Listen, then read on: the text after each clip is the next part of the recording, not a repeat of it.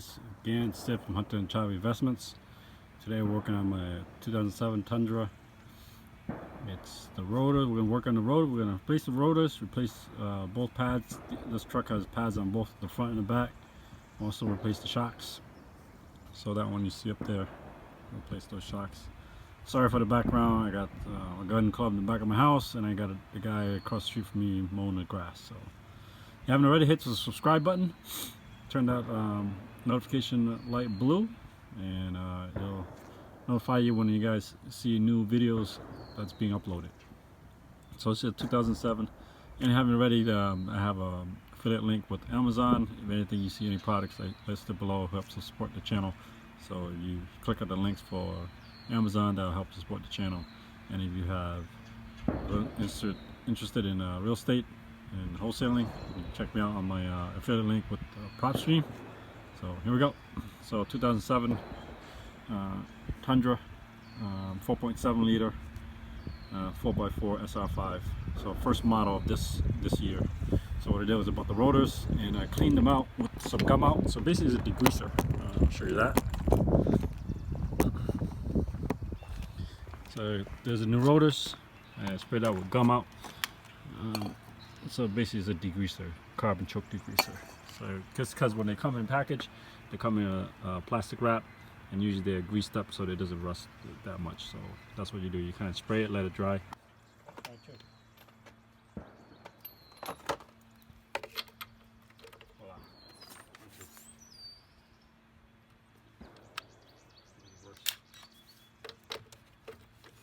Safety first.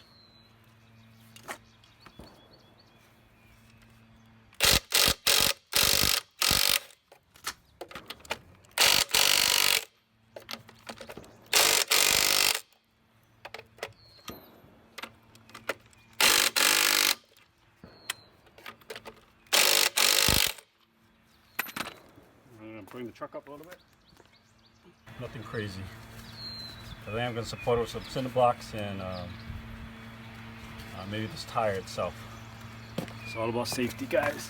We're going to be safe. I am not ASE. Disclaimer: I am not ASE certified. Okay, this is how I do it. I'm working this truck for a while.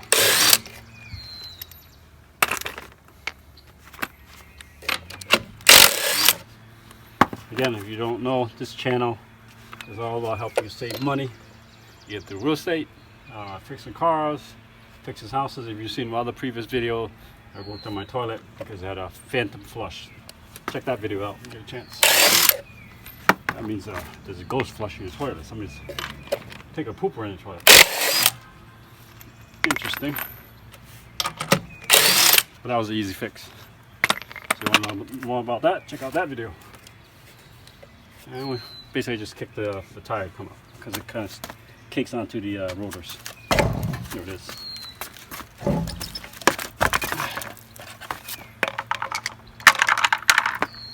So this thing will support the truck just to make, just in case safety happens. Safety is the biggest issue here. So it's underneath the truck. You guys can see that. Let me see. Yeah, that's pretty bad. Yeah, that's pretty bad. Pressure on the brakes. That's all. Oh, pro tip. This is so you don't have to bleed your brakes. I mean, you can, but there's other hacks to that. We'll show you that in another video. How to bleed your brakes, but simple thing to do. This is the gas cap. I mean the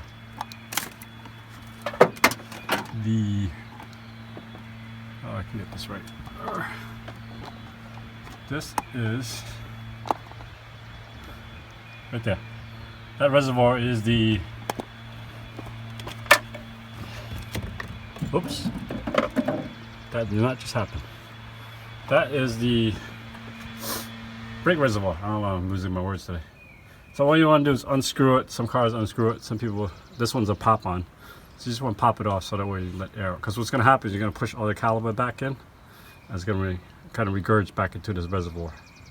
Saves a whole ton of headache of bleeding the brakes. Get in. Alright, take a sip of my cola. We say in the Northeast, soda or soda, no R. Let's get to work. So we took off the cap on the reservoir, that way you don't get no air in your line, and you have to bleed the brakes. So little pro tip there. Let's take care of this. Obviously we're going to place the struts today. This is like not even working. Half the problem I think is because my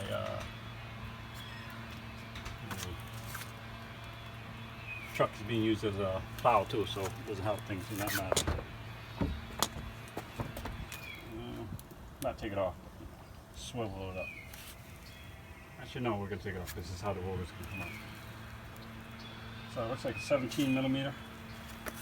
Let's grab a 17 here. Sorry again, I apologize for all those noises. I guess it's nice outside and everybody's trying to work on their lawn. Except me, working on my truck.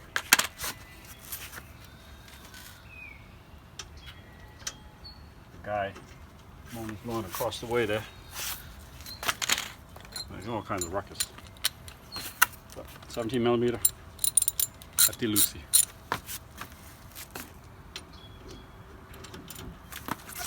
I always got Old Faithful.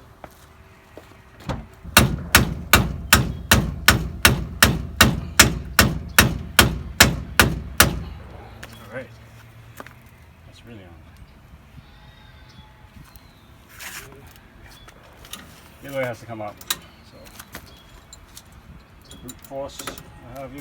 Yes.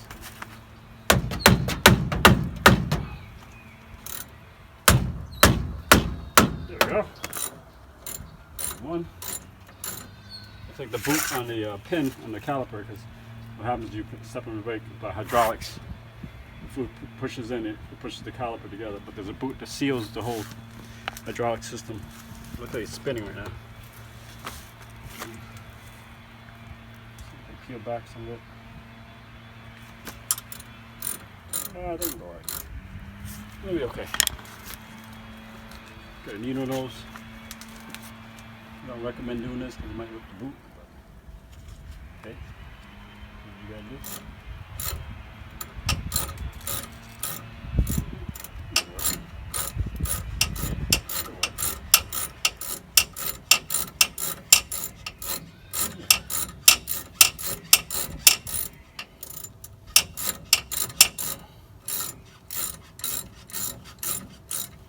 Show what this looks like. So it's a long belt, but you know, I said the caliper moves in and out, so it doesn't actually stay in there. So it screws into here.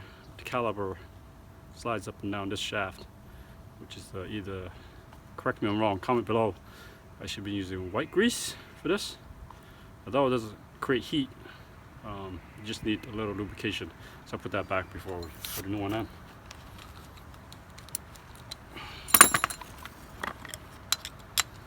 Stuck, so we're going to get it out like this.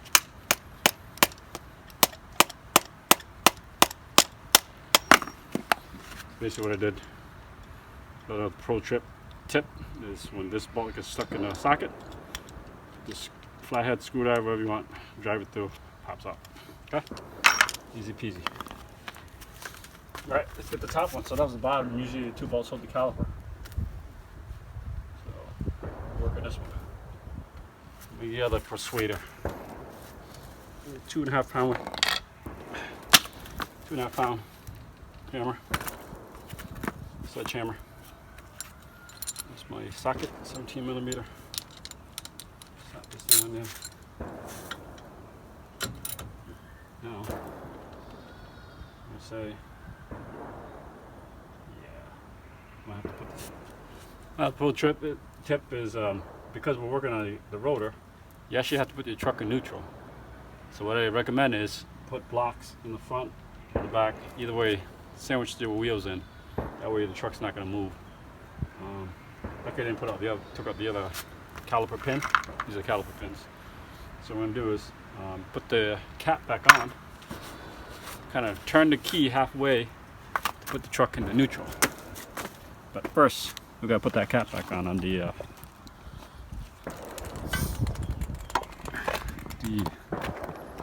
remember I told you when I dropped the cap? So this thing right here.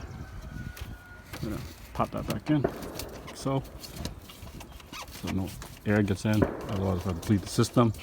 Whole high headache for something, and that's good. All right, let's put this thing in drive, not drive, but neutral. That way we can work on the caliper.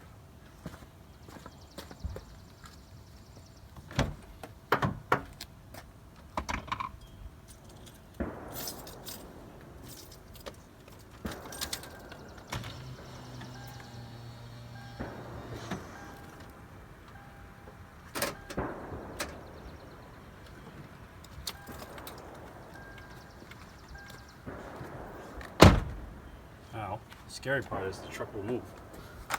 So, for safety, I'll make sure the thing doesn't move. Put on these release springs. If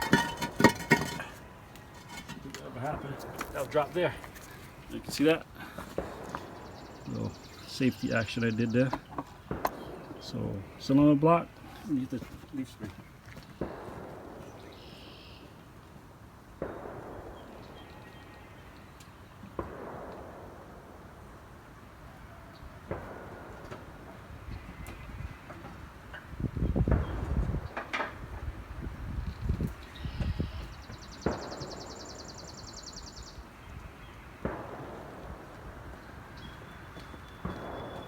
All right, there you go. Something wants to go awry.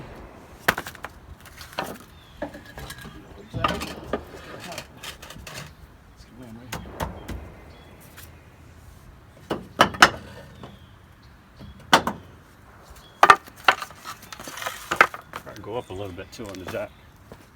Make sure that fits.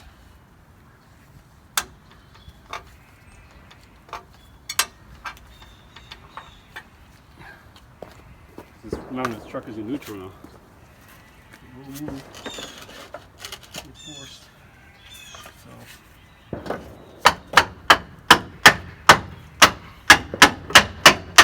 make sure it doesn't move. Safety. All about safety. Safety. So, guards are back on. Let's get the other pin. And then, of course, I'm not going to film the other side. So this is the rear, I'll film the front, but it'd be the same concept on the opposite side. This is the driver's side, and then we'll flip the other passenger side. Same idea, same setup. This video cuts off.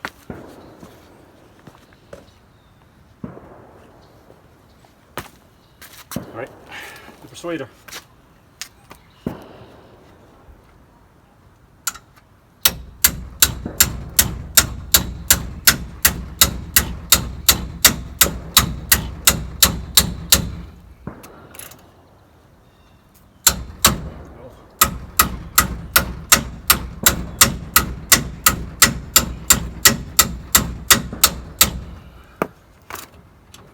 Right? I'm sure I understand this.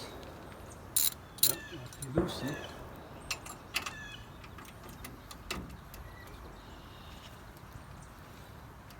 These calipers are held on, these rotors are held on by the emergency brakes, which is actually on the inner lining of these trucks, because these trucks have pads on all fours.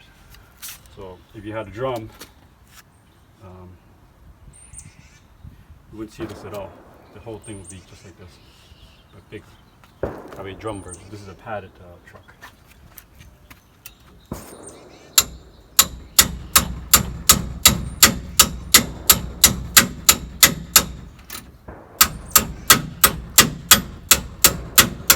He feels like he wants to go. Not really. Oh, I see what's going on. So, figure out what happened. So the caliper sits on the rotor, but you don't see this 17 millimeter holds the back of this caliper in. I'll show you in a minute here. I can understand now why it's not working. Because remember I told you, there's one pin that holds this whole thing together. The pin moves in and out. The caliper moves in and out as you break the system. So, I'm actually turning the wrong bolt. See that? Pro tip number 3. Don't take this caliper pin out. Just the one that's either on the bottom. Because normally you can switch this out. We're just working on your pads. Because we're doing rotors, when you take it out, you take the caliper out. So, all you need to do is take out the bottom. You should get it from the bottom. So, let's put my theory right. Just get this out. You didn't notice because when I started banging with the persuader 2.5 pound sledgehammer, it gets spinning. So I know this is not supposed to come out. That's like a little clue. Like, oh, don't try taking me out. What are you trying to do? So let's get at this one. I'll show you this one. You can see this one over here. So the bolt is right here. Here's the pin I was talking about. That's not it. That's why I kept spinning. So we need to go this one right here. This one holds the actual caliper to the rotor. Yeah. That's where I'm going. It's a 17. Easy mistake because it's the same metric. So let's get at it.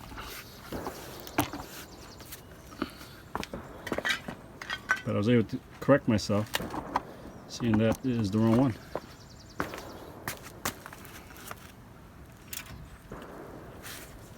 Well, this should come out.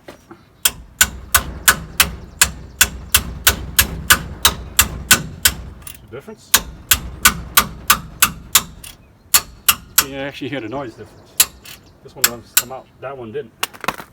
It's got a little warning. Say, hey, don't take me out. I don't need all that. So here's the bottom. There's only 2 bolts that hold this whole thing in. The other options have a third persuader. It's 17 though. I'm here with impact wrench. Get the sucker out. Make quick work. So get one of these guys. Lifesaver. It may not be electric.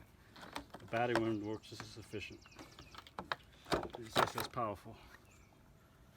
So 17, that's a 19. Pro tip, I think I'm on pro tip number 5. So these trucks have an e-brake, as I mentioned, the inside here. Problem is, yeah, it's 7 o'clock. The opposite side's at 5 o'clock. So 5 o'clock or 7 o'clock. Let's figure out which one is. Pro tip, turn the wheel to get where you're going.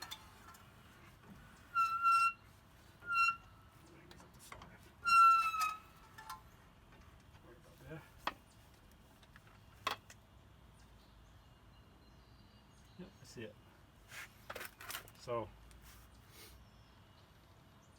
when you drive side would be 5, and then if you're thinking clockwise, 5 and then 7.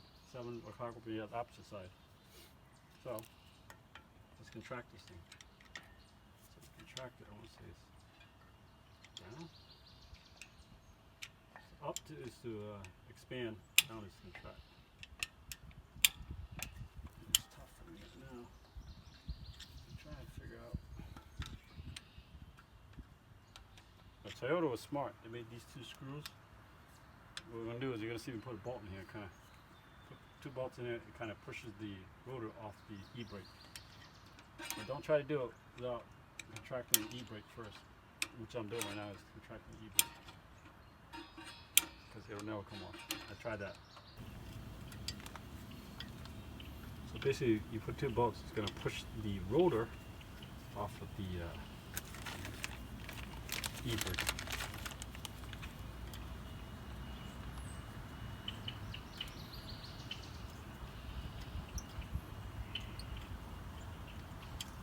Alright, so it is a 5/16. Well, the length doesn't really matter. What I have is a 5/16 18 by 1.5 inch. So that's what you're going to use to get it off the rotor. Get the rotor off the e-brake.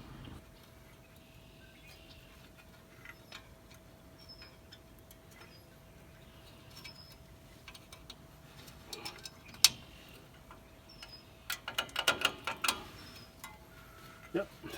So, pro tip number 8. Lock.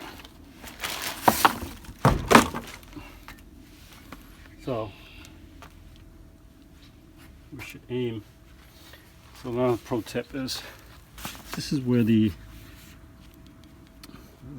e-brake hole is when you adjust it. So you gotta aim that to meet up with the e-brake. So this has to line up to 5 o'clock down here.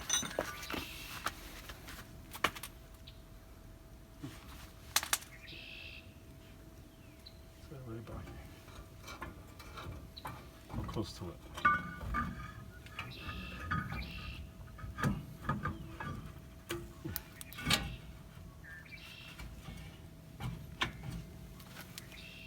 It. New calipers, brand new rotors. Looks very pretty. Now let's contract the.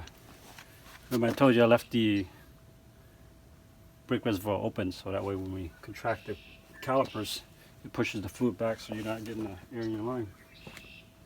Now let's flush with the caliper.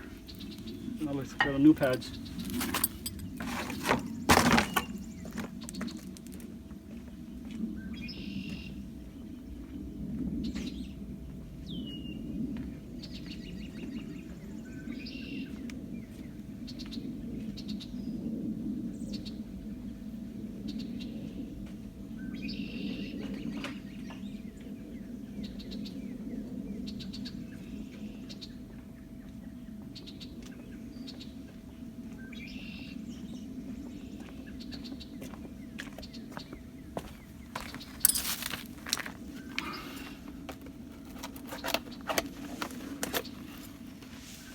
Ooh, look at that, these shiny ones. Let's see. And this one. And this one. Let's see, I think I'm missing a couple.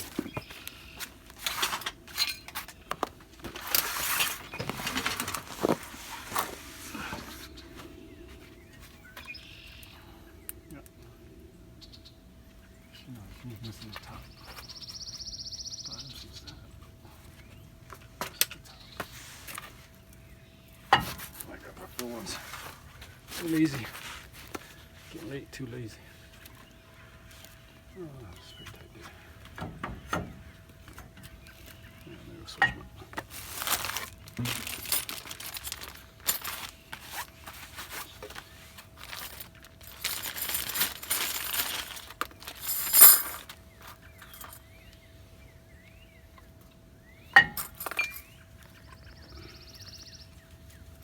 Second guys, so let's switch this up.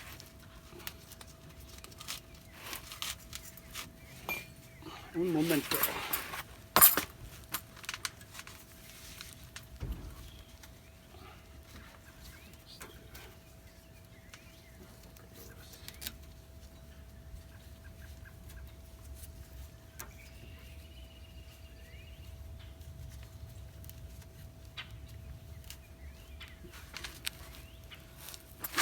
Out.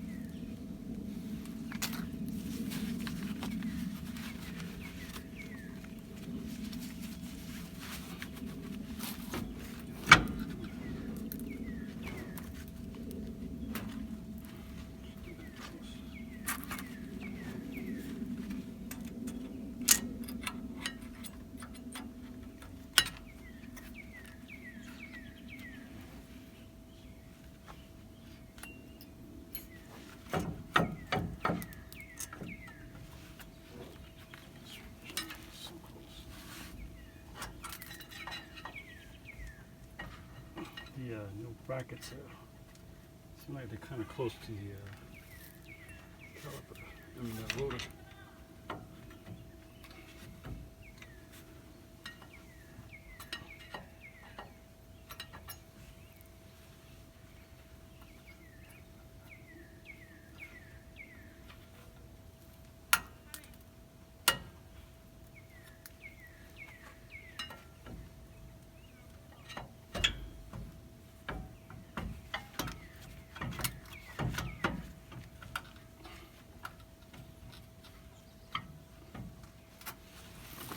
Snug that up.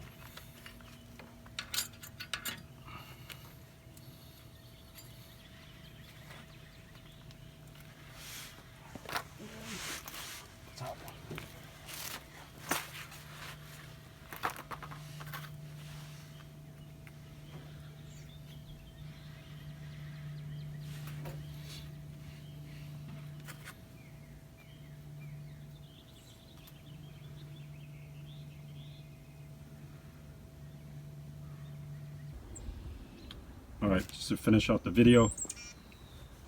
So what I did was, I told you on the last clip, I had to cut the top off of this. So remember, you're going to cut the top off of this, you have to support the bottom or keep the bolt on. Otherwise, all this pressure built up here will just drop. So we'll cut the bolt off. I had a Dremel tool, which I used with the carbide build bit. So one of these, and lock it in, just cut the top off. The whole thing drops because this thing's pretty much seized on there, it won't come out. And then take the bolts off, another 17 down here, 17, So I got these from Amazon, like I said. Any of the links I put below supports the channel. So I got this from Amazon. OE Spectrum, fits perfectly.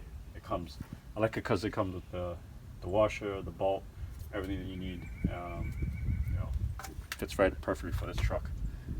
So to put the rotor in, little pro tip here is, once you put the rotor in, oh yeah, so remember I told you how to contract this. So the emergency shoe expands and contracts by this little mechanism I showed you. So pro tip for that one is, if you can't remember because you can't see the inside of this, you want to pry the flathead upwards. So when that goes up, think of expanding. So you want to blow a balloon up, you want to expand it. So you want to go up, blow a balloon up. So you want to blow a balloon down, or let go of the balloon, you want to go down. So think of that way. So to make this horseshoe expand, you want to go up. It contacts this. So in order to take this rotor out, you have to actually deflate the balloon. So you have to go down, deflates the balloon. Now you can slide this thing out. So another pro tip is, once you get the caliper off, this other 17 back here, I put that back on. 17 back here, and you're gonna have to hit it with the impact driver. Get one of these. These are good to have. Saves you a lot of headache. So when that comes off, you can put the rotor back on. Now another pro tip that I've learned is put some anti-seize on for the next time you need to do this all over again. So I caked up a little, anti-seize right there. And then because this is free floating, there's no screws holding this rotor. Unlike a Honda Civic or a Honda CRV, there's a couple screws that hold these things in. Right now this thing was free floating, so I put the lug nuts back on to keep these centered. So you want to go crisscross like that, or either way. You can put all 5 you want, but that way you can set it so it's pretty centered. Once you do that, now you got to adjust the emergency brake from here. So I wouldn't recommend putting the caliper back on just yet, because it's gonna be too snug, too tight. So then, like I said, we're gonna this. So it's pretty snug, because I guess these 2007 models, this generation, they're notorious for their emergency brake not working well. And you'll find that some inspection places will actually test your e-brakes because these trucks don't move. So I have to actually turn it with the pry bar. So you can see it's kind of tough to turn. If I was to turn this by hand, it'd be hard to do. That's how you know it's pretty snug.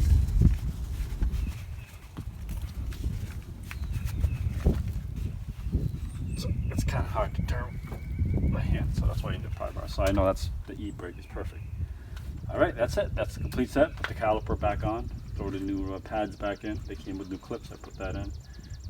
Eventually, maybe another video down the road, if I still keep this truck, I'll do the caliper over, because this is pretty rusted too. Again, I ordered those from Amazon. Affiliate link there. That's it. So this will be the same on the other side. Remember, I told you this will be on the 5 o'clock for driver side, and this will be on 7 o'clock for passenger side. Okay. If you like this video, hit the subscribe button, comment below, share. All right. I'll see you in the next video.